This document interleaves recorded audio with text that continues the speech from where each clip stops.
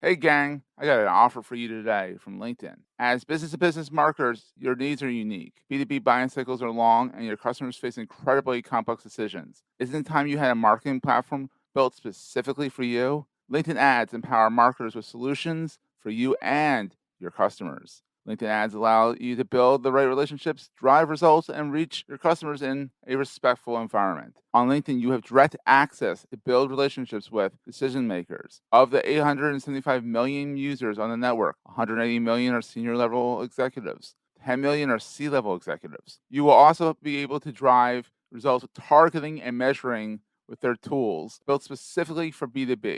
And best of all, they work. Audiences exposed to brand messages on LinkedIn are 6 times more likely to convert. LinkedIn ads also rank #1 for security, community, and ad experience as part of the Business Insider's Digital Trust Study. Make B2B marketing everything it can be and get a $100 credit. It's a $100 credit on your next campaign. Go to linkedin.com/MPN to claim your credit. It's linkedin.com/MPN. Terms and conditions apply. Entrepreneurs Enigma is a podcast for the ups and downs of entrepreneurship. It's about the wins and the fails that we all face being entrepreneurs, and how we learn from adversity. Every week I talk to a different entrepreneur with a story to tell. I'm Seth Goldstein. Come with me on the journey. This is Entrepreneurs Enigma. Let's get started.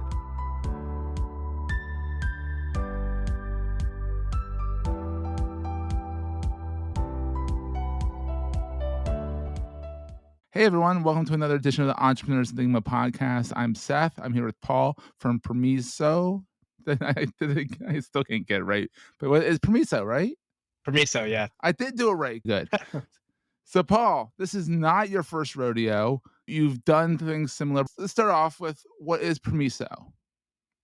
Permiso is what we believe is first of its kind in terms of a cloud security solution focused on fighting bad guys in Ooh. your different cloud infrastructures. So we think we've got a pretty unique, innovative approach to it. Well, that's really cool. So, yeah, I like your tagline. Don't get your head stuck in the cloud.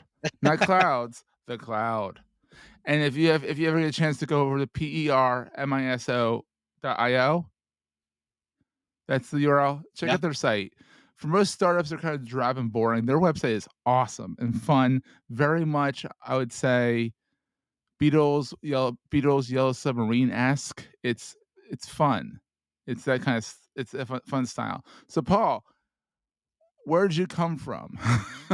I see from LinkedIn, you went to Carnegie Mellon, which is very much a very tech-heavy school. That, and I have a friend who does web design now, who went to the music program. They have a very good music program as well. But Yeah. Well, sometimes they don't try to reveal this, but I was born and raised in Jersey. And then, I grew up during the Jersey Shore era. So that show oh, definitely geez, gave a nice connotation to Jersey folks. But I definitely shed my Jersey ways after I went to Pittsburgh and went to Carnegie Mellon and then ended up here in DC right after school and actually had hopes and dreams of going to New York City and being an investment banker oh, when I really? You graduated. dreams to that?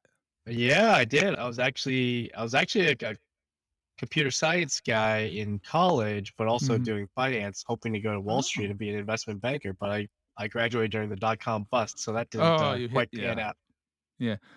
That happens. I remember when I got out, I was just like, okay, now what? That kind of thing. So you kind of had to say, all right, now Yep. what? Let's go figure it out. So you immediately jumped. So what'd you do? I mean, the dot-com bust. Where'd you end up? I actually ended up in DC doing cybersecurity, and luckily during my time at Carnegie Mellon, I started my master's degree. Oh And wow. at Carnegie Mellon, we had the first computer emergency response team, so CERT, which was one of the first of its kind in the world, Oh, that's and so cool. they've been doing cybersecurity for a long, long, long time. And so the professors there got me into it, and next thing you know, I got a couple certs and ended up in DC, and I've been a cybersecurity guy since day one of my career, 20 some odd years ago. And it's definitely a very boring job, right? Definitely a lot of Especially with, sarcasm there.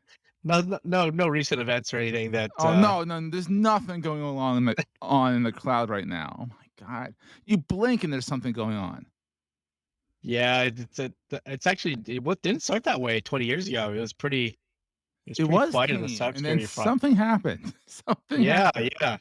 I actually attribute it to the internet era where infrastructure and the data Mhm. centers were being built, and the more widespread and accessible technology became from the internet, it became a lot easier to hack into things versus hackers actually had their roots in hacking phone systems, making free Mhm. calls, free long distance calls, or they're called freakers way back when. But that's Yeah. once the internet happened, oh well, you can just sit in your room and hack Hack away and away. go after Exactly. anybody, any target you want. It makes it a whole lot easier. And then there's Pauls out there trying to stop you, bop you over the head with your mallet, say, "Nope, get out of the system." And Yeah, I then actually started my yeah. career then breaking into stuff. That was how the Oh, you're a pen curiosity sparked. tester. I was, yeah, Oh, so I you were a was. hired gun. You were like, "Let's see how you can get into our system." You're like this, Yep, button press, and they're like, "Oh, that's not good." yep, exactly. Oh, that's we're gonna take a quick break, hear from our sponsors, and get right back to the show. Hey there, it's Jason Falls. If your company or maybe one of your clients sells to marketers, you look for advertising channels that guarantee business marketers are paying attention, right? Let me introduce you to the Marketing Podcast Network. You're listening to it right now. It's a network of podcasts all about marketing. So 100% of MPN's audience are marketers. Reach them by advertising on the Marketing Podcast Network. Learn more and find our media kit at marketingpodcasts.net. I've always been fascinated with like the whole security side of the web, but Mhm. it's always been a little bit above my pay grade.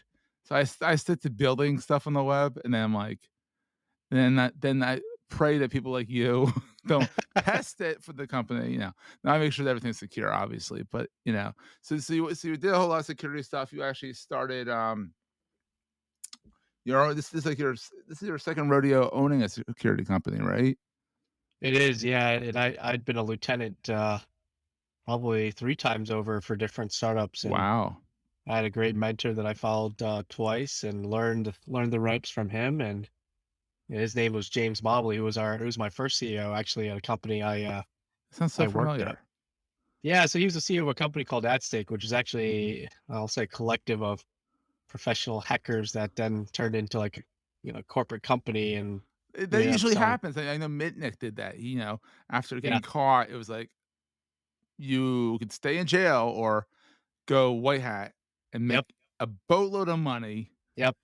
Like it's very interesting that one job that you get from being a convict or an evildoer, that kind of thing. And it's like, let's pay you millions of dollars because you can't. A lot of times you can't make that knowledge. You have to learn on the go, and the way you learn Right. how to thwart hackers is to be a hacker, and say, think like one. It's actually a big part of the approach that I've taken, and even my co-founder. So he was infamous for also having a hacker conference in Hawaii called ChakaCon. So he's got roots in Oh, that as well. So he and I came from that side of things, and it's nice to be able to have that perspective, to be able to I'm sure. help Yeah, think like an attacker and find ways to defend it. So that's a little bit of our approach that we've used for years. that's wild. And so then you started your own company, then it was acquired, which is awesome. It's like, wait, someone actually wants us, like, which is it's a kind of affirmation that like you're doing something that's like you're on point. It took years though. I for many Yeah. years you get told no a lot by customers and Oh, it's the industry worst. analysts and investors, and it's a rare opportunity to go create markets. And so I Mhm. was able to be the first one in the security orchestration automation market, which eventually became an acronym called SOAR, SOAR. And it was kind of cool to do that. But that took years of people telling me it wasn't a thing, it wasn't going to be Mhm. important. And You may have been ahead of the curve too, for all you know. yeah, I don't mind that. I like to operate in that comfort and be able to have the conviction to be Yeah, right. And so yeah, eventually you get some validation, and that's you get awesome. that affirmation that what you're trying to do was right. In a lot of ways, we're doing the same thing. You get a little bit of addicted to that. I'll call it category creation, and so Yeah, it's fun it's to be great. in that scenario. 'Cause then you're at the top of the game, you define it, it's up to you to make Yep, it what it is, and, I mean, now it's like, you're a cloud hero, to use your tag, from cloud. I'm looking at the behind Paul in his office. There's his little mascot guy with the drill and the not microscope, magnifying glass. Magnifying and glass, his yeah. logo, and then below it says from Cloud Hero, from Cloud Zero to Cloud Hero, and it's really neat, and it's neat to see a company that can laugh and have a good time, and it kind of goes back to your whole hacker mindset of like this is finding holes, patching them, now patching them, before maybe not patching them, but it's really fantastic. So here's a question: since you've been on your out on your own, what is the Mhm. scariest thing about being an entrepreneur, especially in your space? Well, I think it depends. So the luxury of being a multi-time founder is you don't have to deal with the emotional roller coaster like you did last time. The first time Mm. around, Oh, you it's the deal with a lot worst. of highs and lows, and you're not sure when you're in those troughs of misery where, is there a way out? Is this going to be a thing? Are we going to survive? And, majority of startups do fail, but I think this time around, being better equipped to deal with those emotions Mhm. is the best tool that I have. And so you gotta be a little bit, Joe Cool and take it easy. And you feel like you have a lot more leverage the second time around, Oh, I'm both from sure, yeah. doing things on your own timeline, fundraising, having time to think through really the idea that you want to be passionate about. That was the biggest decision point for Jason Martin and I, was to really find something that we're passionate about. And we've both Mhm. have done this before. So the nice thing is he's been a CEO of his own startup. I have too. And we decided to join forces, and we had this little joke, right? It's like, why they're co-CEOs, and I try to fire myself as a co-CEO every day, but and Jason does too. But we're not a very ego-driven company or Well, culture. that's It's good. like, Unlike RIM, I think Research in Motion, they had co-CEOs, and they were ego-driven, and well, we saw what happened there. So, yeah, well, if he wants to be CEO, I tell him sometimes when he goes on vacation, I said I passed the motion since he had the only board members. I said I fired myself, and you're the CEO now, so too bad. no, it's like, oh no, I left for 5 days. No. All right. So here's a question: what is the most important thing to carry with you all the time? Carry with me, I cannot live without my phone. That's for sure. I mean, Oh, I'm sure when you run your own business, it's like it's yeah, everything. it's nonstop. I mean, I spend a lot of my time on, with conversations like this or on the phone with customers. I spend a lot of my time really with customers and trying to get a That's good awesome. understanding and pulse of what's going on, the trends out there, where are the Mhm. competitors moving, where do investors see the trend going.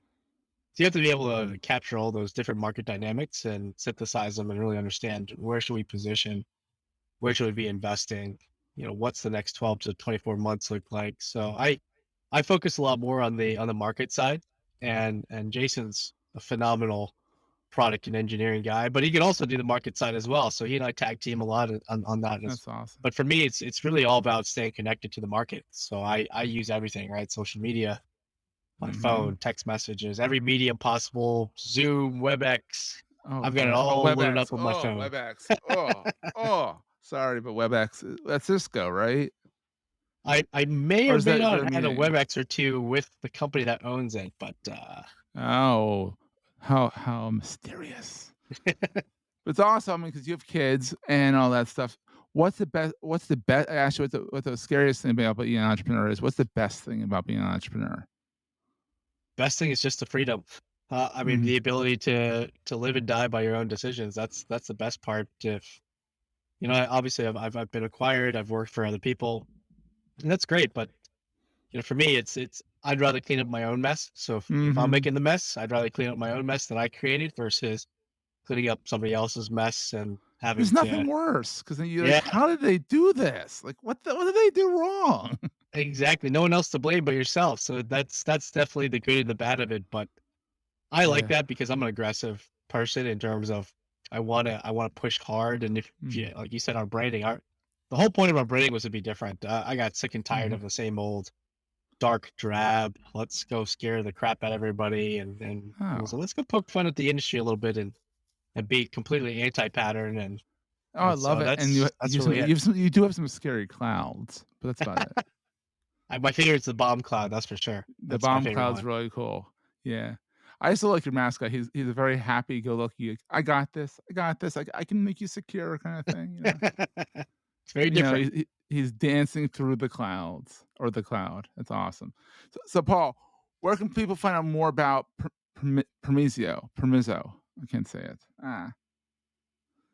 Where can people find more about your company?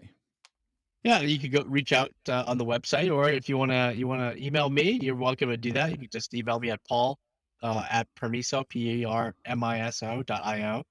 Happy to talk to everyone. Like I said, my superpower is really the gift of gab, so I could talk all day long. You were one of the only founders that I bumped into in my outreach. It was like, all right, let's chat, let's do this. We chatted. He's like, definitely the gift of gab, but controlled, to the point. Let's get rocking and rolling. Let's go on this podcast. Let's do this. So it's been a pleasure, Paul. I appreciate it. I always like the opportunity to meet great people and get the message out. And I appreciate everything. That especially you reaching out. That was fantastic. Yeah, this has been fun. It's been a long time coming because we had to reschedule a few times because business and stuff like that. But we got to do it, so we did it. So that's a great thing. Appreciate it. Awesome, Paul. Thanks so much. That was a great show. Hey, if you're enjoying Entrepreneurs Enigma, please give us a review on the podcast directory of your choice. We're on all of them. And these reviews really help others find the show. Also, if you're getting value from the show and want to buy me a coffee, go to the show notes and click on the link to help me stay awake while I bring you more great episodes to your ears. That's in the show notes, and I look forward to the next episode. Take care, guys.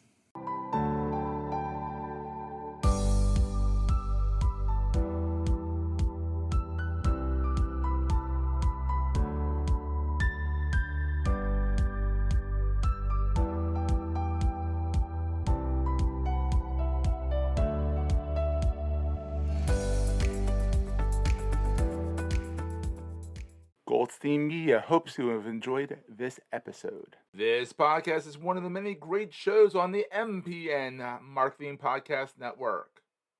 You may know you're listening to this show along the Marketing Podcast Network, but did you know there are other great shows on MPN to help your business? Sarah Panus hosts a great podcast called Marketing with Empathy. Sarah, tell us what these fine folks will get when they listen. Marketing with Empathy is a weekly podcast, and it's designed for brand content marketers who want to connect with their audiences through storytelling and are looking for help to do it better, plus enjoy that recognition, growth, and just joy that comes from creating great work. Awesome. Where can people subscribe? Yeah, head on over to marketingpodcast.net and you will see the Marketing with Empathy show there. Otherwise, wherever you listen to podcasts, you'll find Marketing with Empathy. You heard her. Go subscribe. This podcast is heard along the Marketing Podcast Network. For more great marketing podcasts, visit marketingpodcasts.net.